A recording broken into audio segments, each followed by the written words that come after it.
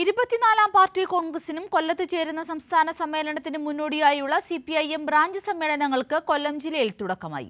അച്ചൻകോവിലിൽ കാടിന്റെ മക്കൾ ഉൾപ്പെടെ പങ്കെടുത്ത സമ്മേളനം CPIM കൊല്ലം ജില്ലാ സെക്രട്ടറി S. സുദേവൻ ഉദ്ഘാടനം ചെയ്തു.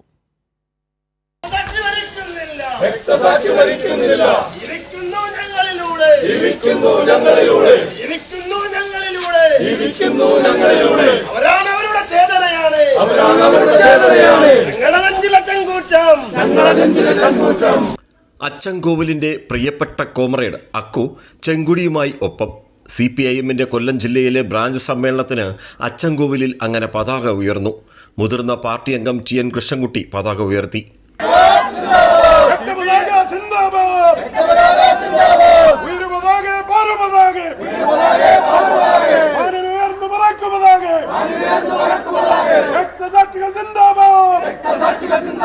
പശ്ചിമഘട്ടത്തിലെ തൊട്ടരികെ അച്ചൻകോവിലാറിന്റെ തീരത്ത് കമ്മ്യൂണിസ്റ്റ് പാർട്ടി ഓഫ് ഇന്ത്യ മാർക്സിസ്റ്റിന്റെ പോരാളികൾ 24-ാം പാർട്ടി കോൺഗ്രസിന് മുന്നോടിയായി സമ്മേളിച്ചു.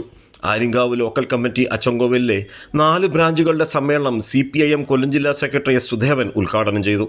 CPIMന്റെ രാഷ്ട്രീയമായ നിലപാടും നയങ്ങളും ഉയർത്തിപ്പിടിക്കാൻ വേണ്ടി ജീവൻ ബലിയർപ്പിച്ച രക്തസാക്ഷികളുടെ കരുത്തും ആവേശവും നമ്മുടെ പ്രസ്ഥാനത്തിന് എക്കാലവും പ്രവർത്തനത്തിന് ആവേശം പകരുന്നതാണ്.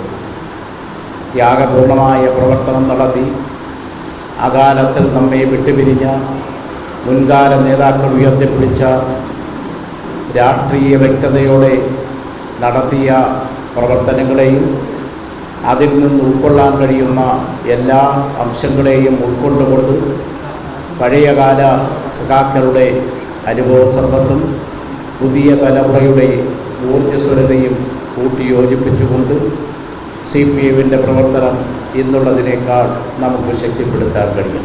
മുതിർന്ന നേതാവും മുൻ മന്ത്രിയുമായ PK ഗുരുദാസൻ കൊല്ലം കോട്ടക്കകം സൗത്ത് ബ്രാഞ്ച് സമ്മേളനം ഉദ്ഘാടനം ചെയ്തു.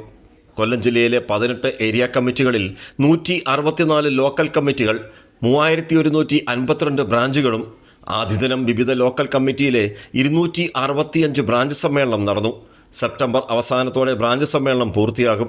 ലോക്കൽ സമ്മേളനം ഒക്ടോബറിലും ഏരിയ സമ്മേളനം നവംബറിലും നടക്കും. ഡിസംബറിൽ 14, 15, 16 തീയതികളിൽ കൊട്ടിയത്താണ് ജില്ലാ സമ്മേളനം ചേരുക. 2025 ഫെബ്രുവരിയിൽ കൊല്ലത്ത് ഇത്തവണ പാർട്ടി സംസ്ഥാന സമ്മേളനവും നടക്കും.